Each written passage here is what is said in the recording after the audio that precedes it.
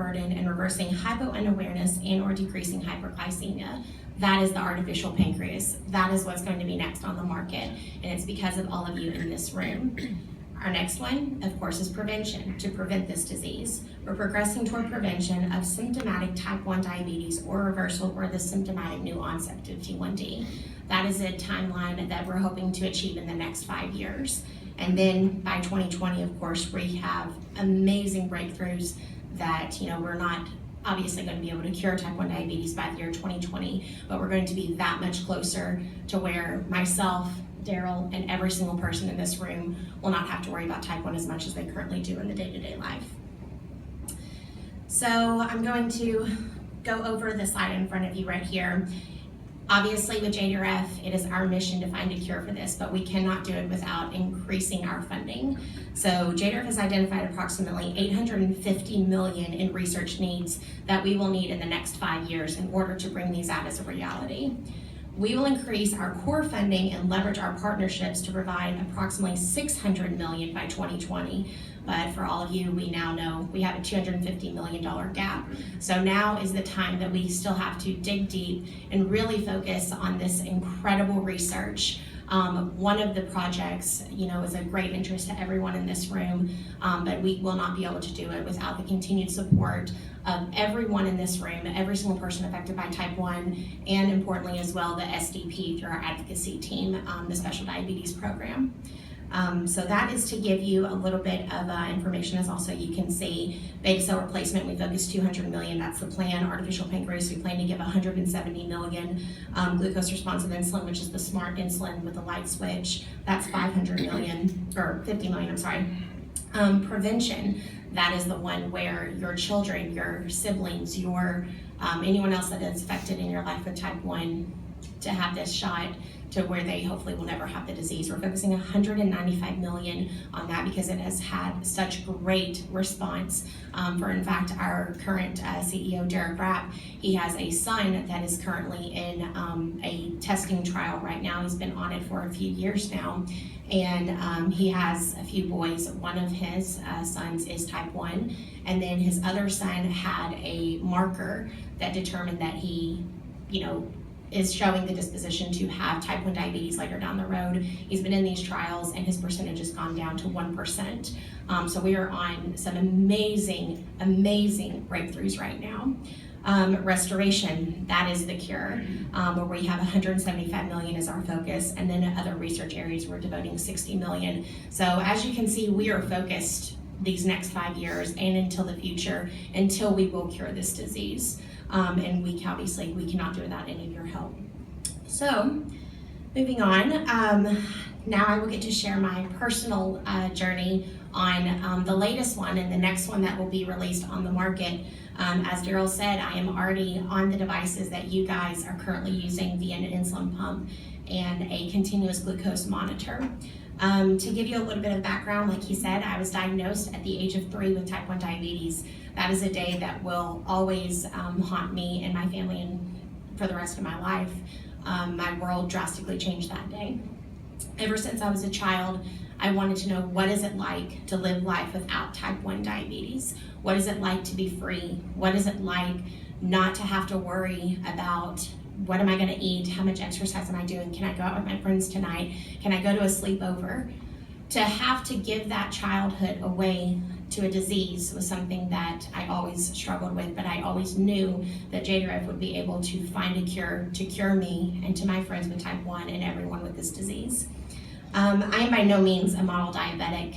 I struggle, I am fallible, and despite all my best efforts, I am not successful with my day-to-day management. So I was given the opportunity a year and a half ago to even have the opportunity to be in an artificial pancreas trial.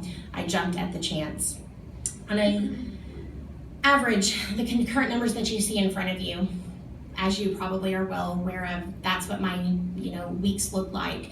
Not every day would I be 528, not every day would I be below 20s, but those numbers I would see at least 1 to 2 to 3, 4 times a week.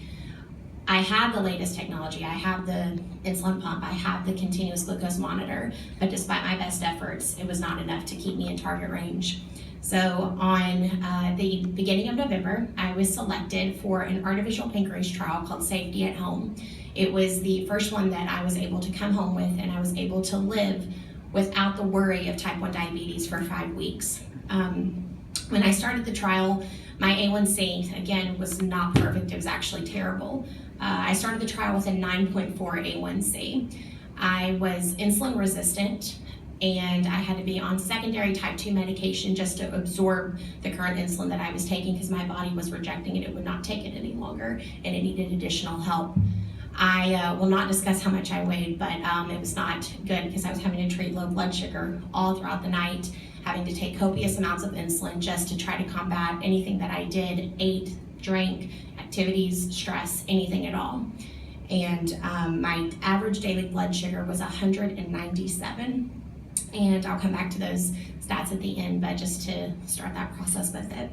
So with the artificial pancreas, it utilizes the current pumps that are on the market. For the purpose of the trial, I'm on the Roche AccuCheck pump. It's not as common of a pump that other people might be familiar with, but that is the one that's being utilized in this trial.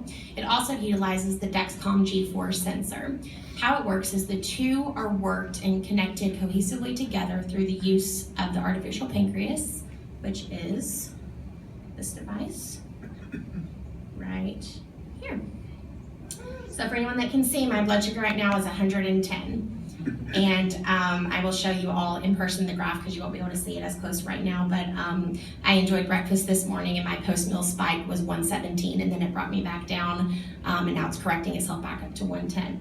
So, you know, going back to whenever I started the trial, I was in the hospital for a day where they had to determine how good of a diabetic I was, essentially, what my body reacted to whenever my blood sugar was low, how it responded, so they knew how to program the algorithm to fit me. And once they hooked me all up, it was a grueling, grueling day, but I was able to get through it thinking, I know what this is going to be like in the future.